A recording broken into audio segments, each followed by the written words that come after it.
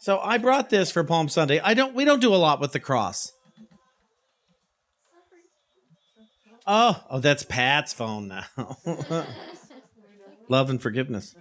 I don't usually do a lot with the cross here at Unity. This was the only thing of palm I could find anywhere. Everybody was sold out. In the past years, it's just been piles and piles of the stuff everywhere I go. And this year, I'm guessing they didn't get buy as much, and so what they had went quickly. Well, according to our Bible, when Jesus rode into Jerusalem, they spread palm leaves for him. As it says in the Bible, he rode his ass into Jerusalem, and he did that on purpose because he didn't want to be grand. He sent his disciples out to borrow a donkey for him to ride into town on, to say, look, I'm not here to be grand riding in on a big stallion, on a big horse. It's not that. I'm not wearing a crown. I'm not doing any of that. I'm coming into town, and it's Jerusalem. Metaphysically, Jerusalem means peace. Jesus, his goal was peace, and he knew he might have to die to get it. Well, according to the Bible, he did die, and we didn't get peace. And we still don't have peace. We're still fighting over it. Did it happen? Did it not happen? Did you know that every single one of us could have peace today, right now, this very second, and all we would have to do is choose for it? And we don't have to wait for anybody else to change in order for us to have peace today. Could our Palm Sunday, could that be what this represents? It's traditionally called Passion Sunday. It's about Jesus' passion. But the passion back then, when it was first called this, called passion, it was not about the passions of. It was about his trials and tribulations. On his way to, what the Bible tells us, he died. And then the Bible tells us he resurrected, and then he floated right up into the sky, into heaven, according to the Bible. And it's a great story. It's a great story, and I'm willing to use that story for peace, for understanding. The reason I liked Unity so much is because Unity teaches all these things metaphysically. Unity shows us a way that we don't have to worry whether it happened in history or not. We don't have to worry ourselves over the literalness of the Bible stories. And we can use the symbols. We can use the symbols of the palm leaves. We can use the symbols of the cross. We can use the symbols. I believe today is a day for purple. That's why I wore purple. That's why Kenneth wore purple. It's very deliberate. Well, that's why I wore purple. And Kenneth has a far greater religious background than I do. But he doesn't worry himself about that kind of thing. I worry myself about that kind of thing. Now, from the Truth Unity website, I wanted to read a couple of things for you, and for all of us, quite frankly, so that we could understand this symbolism to a greater degree. It says, in man, Jerusalem is the abiding consciousness of spiritual peace, which is the result of continuous realizations of spiritual power, tempered with spiritual poise and confidence. And Jerusalem symbolizes the great nerve center just back of the heart, which would be the 12 powers. It's the power of love. From this point, spirit sends its radiance to all parts of the body. Jesus symbolizes our I am identity. Going up to Jerusalem, meaning our taking the last step in unfoldment preparatory to the final step. When the personality, listen to this, when the personality is entirely crucified and the Christ triumphs, the body doesn't have to die for this to take place. Let's be clear on this. Jesus riding the donkey into Jerusalem means the fulfillment of the time when the spiritual I am within us takes control and lifts all the animal forces up to the spiritual plane of mastery, purity, and peace. When the I Am takes charge of the body, a new order of things is inaugurated. The vitality is no longer wasted. Through high and pure ideals, the whole consciousness is raised to a higher standard. The hosannas of the rejoicing multitude and the spreading of their garments and branches of trees before Jesus represent joyful obedience and homage that all the thoughts in one's consciousness give when an error state of mind is overcome. Blessed is he that cometh in the name of the Lord. And so, what if the Lord they're talking about isn't Jesus, but it is God? Blessed is he that come in the name of the law. It is divine law. Blessed is he that come in the name of principle, that come in the name of spirit.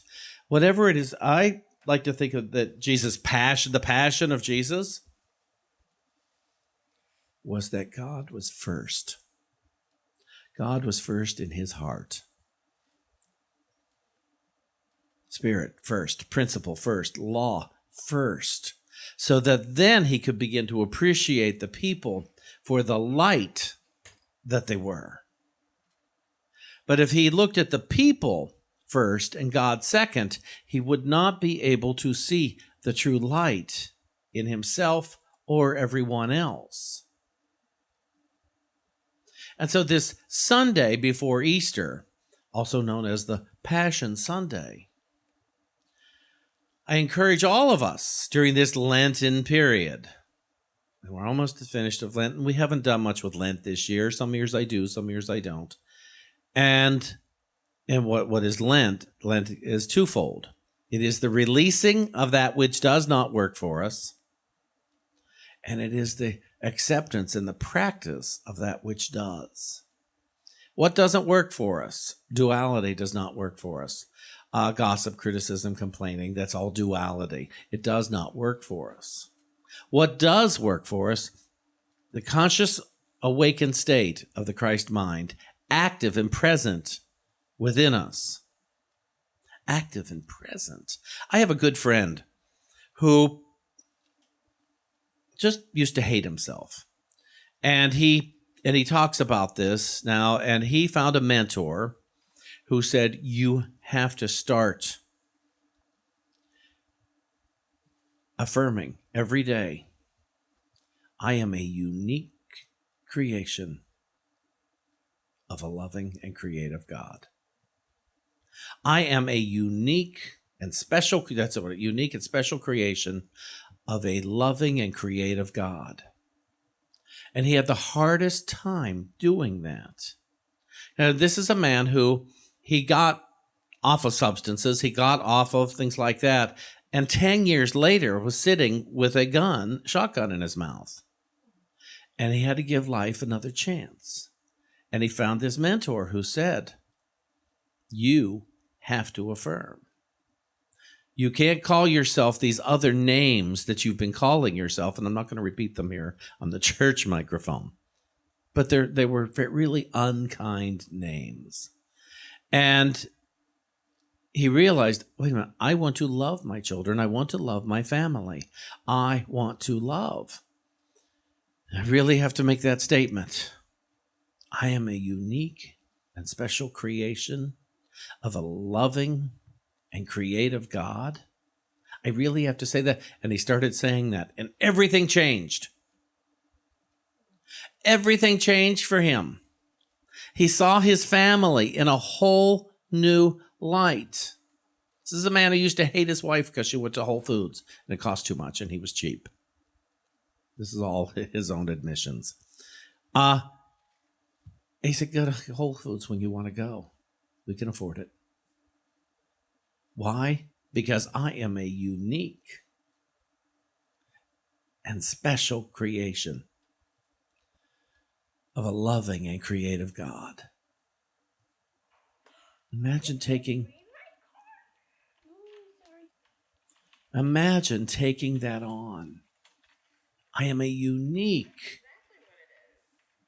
and you are a unique. Why is it not turning off? because you haven't turned it off. I am a unique and special creation of a loving and creative God. Now, I have another friend who this past week took his own life. He used drugs to do it. So one could say he didn't intentionally take his own life, but he took enough to have a heart attack. And this is somebody I loved. This is somebody so many people I know loved. And so many people didn't know he had drug issues for a lot of years now because he hated himself so much. And nobody could ever figure out why this man would hate himself because he was wonderful. But we weren't in his mind. And we weren't possessed by the drug. We weren't consumed by the drug. We just saw him and he was fun and kind and loving. And I haven't seen him in a while now. But I remember all the years in New York where I had so much fun with him. And we'd laugh and we would talk about spiritual things and we would talk about light. And he had no interest in going to church, but it didn't matter. I knew he appreciated who I'd become, and we just could have a good time together. And so I see that. Now, here's the thing. I'm not the judge of what he did this week. I'm not the judge of what he did for years. But I have feelings about it. And I have thoughts about it. But who am I to call it bad? Who am I to call it good? I'm here to know that he was a special and unique child of a loving and creative God, and continues to be. And that's what I want to know myself as. So my other friend, who's such a light, to have taught me, he's not the only special and unique creation of a loving and creative God. We all are. But we forget sometimes. Jesus, his point, his whole message was to help us remember that we are all a unique and special child of a creative and loving God. How many of you are willing to know that for yourself when you spill a glass of water on the good table, when you drop something, when the weather doesn't do what you want it to do, when politics get the best of people, when you see creative unkindness going on?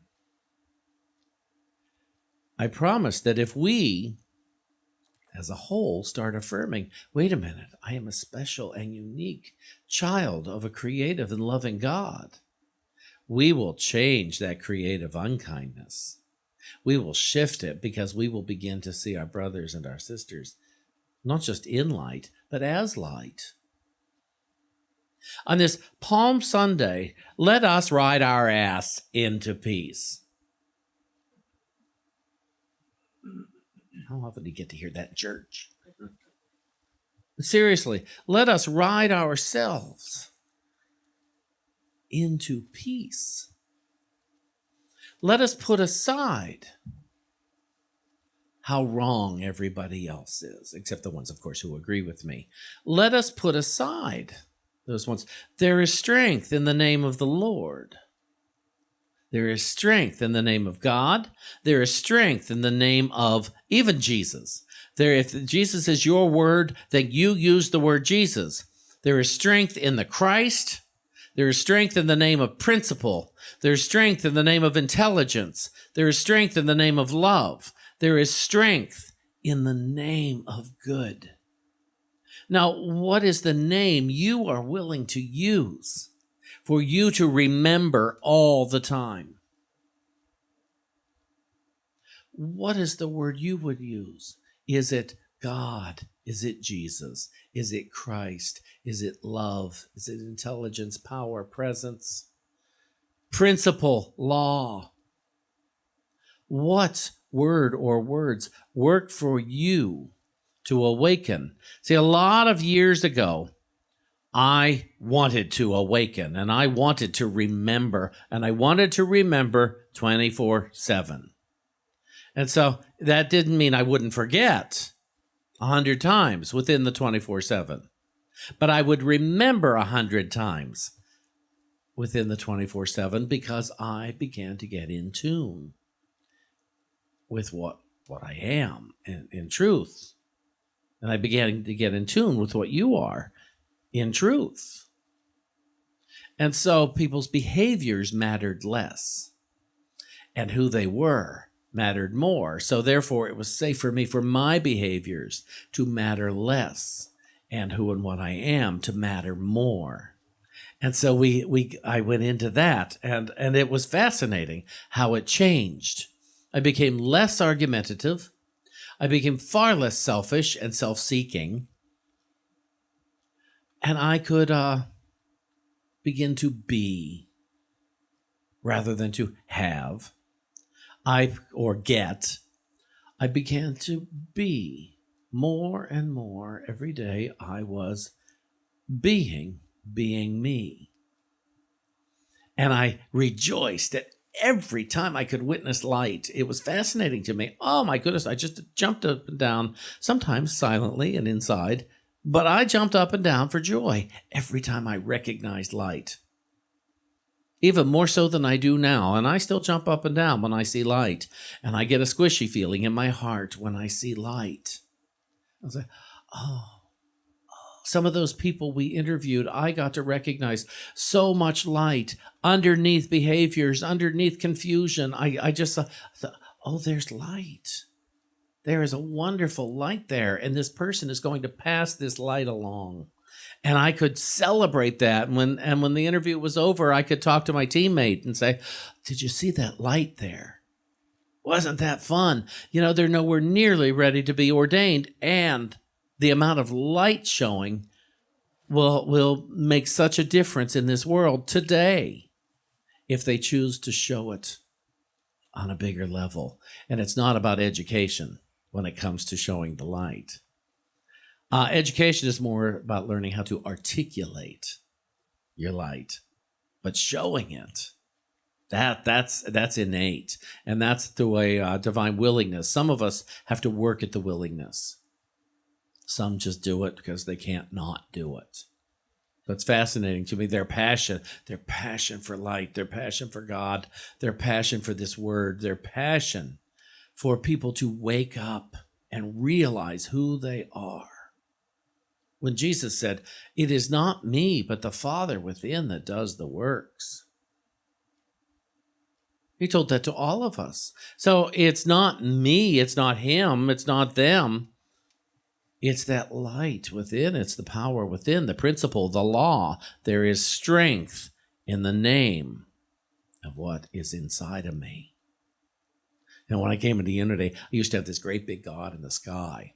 And then I came here and I found this little bitty God I could put right in here. It was still very human, but it's and then the humanness left, and it's being, divine being. And it became so exciting. And it was an awakening. It was a divine awakening to, I don't have to fight to stay awake. I don't have to fight anymore. I'm allowed to be. And I don't need another person's approval to be. You certainly don't need my approval in order to be. You just need your own willingness in order to be.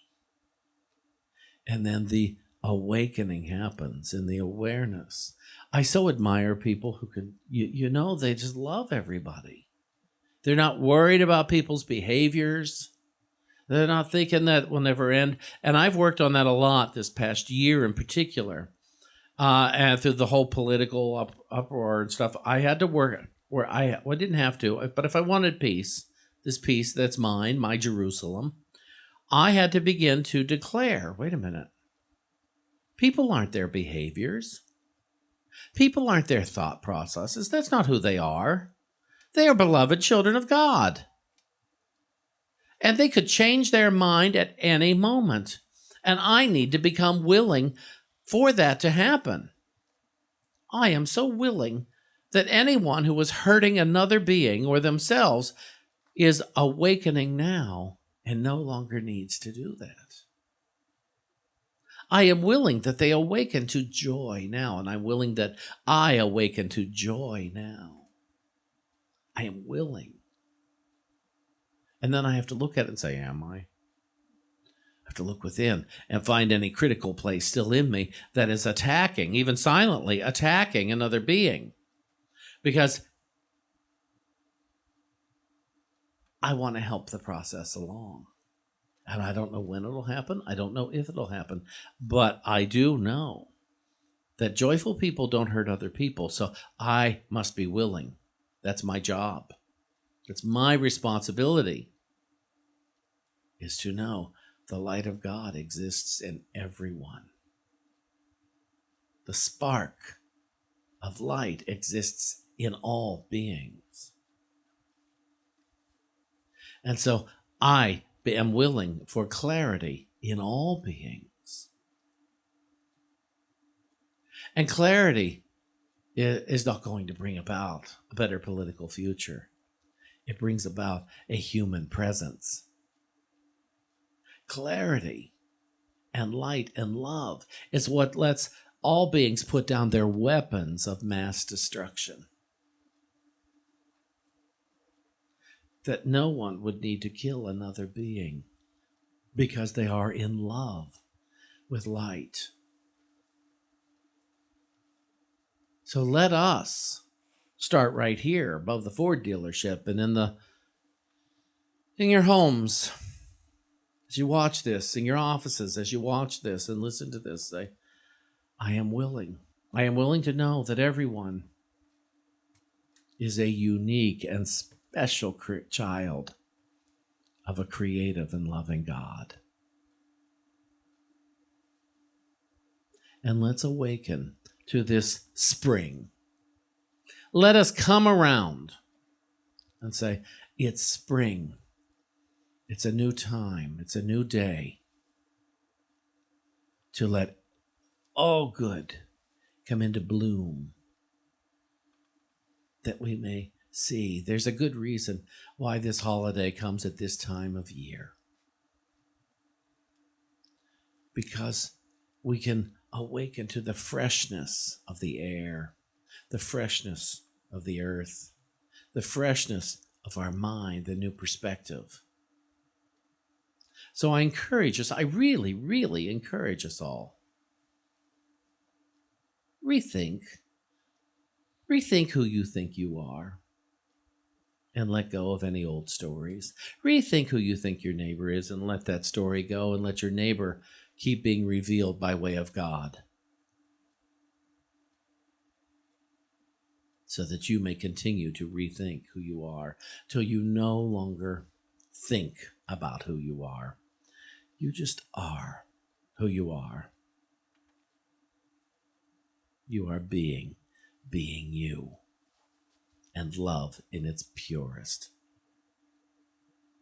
Let's go on about our day in light and love and the confidence that we can put the old story down and pick up the thought of love. Are you with me? There we go. I heard a yes. That's one. One is enough. Thank you. Happy Palm Sunday.